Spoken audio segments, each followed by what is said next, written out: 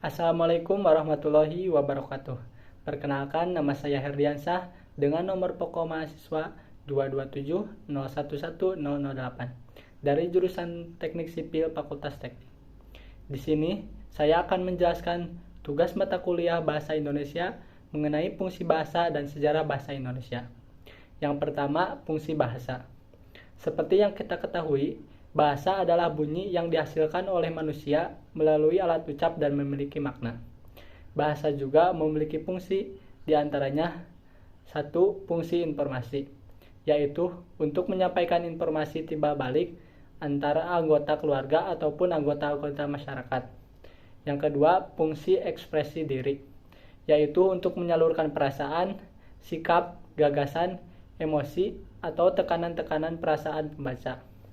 Yang ketiga, fungsi adaptasi dan integrasi, yaitu untuk menyesuaikan dan membaurkan diri dengan anggota masyarakat. Melalui bahasa, seorang anggota masyarakat sedikit demi sedikit belajar adat istiadat, kebudayaan, pola hidup, perilaku, dan etika masyarakatnya. Yang keempat, fungsi kontrol sosial. Bahasa berfungsi untuk mempengaruhi sikap dan pendapat orang lain.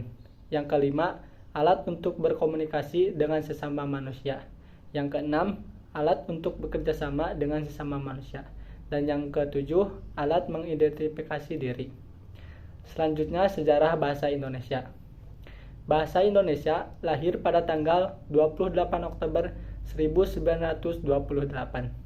Pada saat itu, para pemuda dari berbagai pelosok Nusantara berkumpul dalam kerapatan pemuda dan berikrar, satu, bertumpah darah yang satu, tanah Indonesia. Yang kedua, berbangsa yang satu, bangsa Indonesia.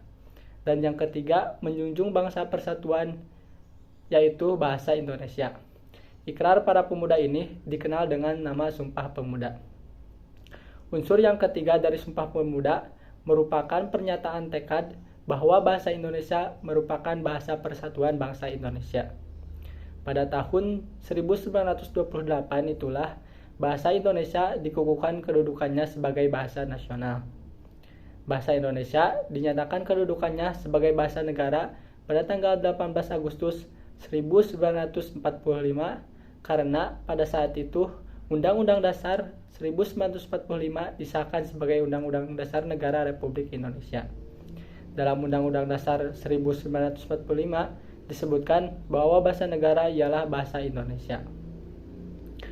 Keputusan Kongres Bahasa Indonesia II tahun 1945 di Medan antara lain menyatakan bahwa bahasa Indonesia berasal dari bahasa Melayu.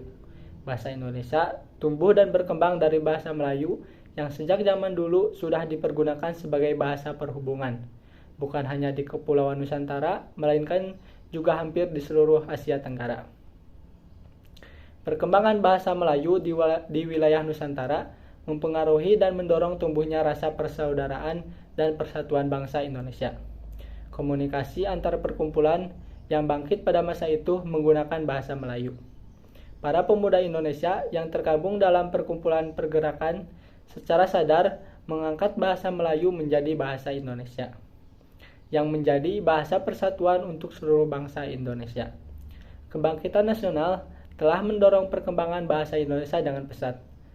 Peranan kegiatan politik, perdagangan, persurat kabaran, dan majalah sangat besar dalam memodernkan bahasa Indonesia.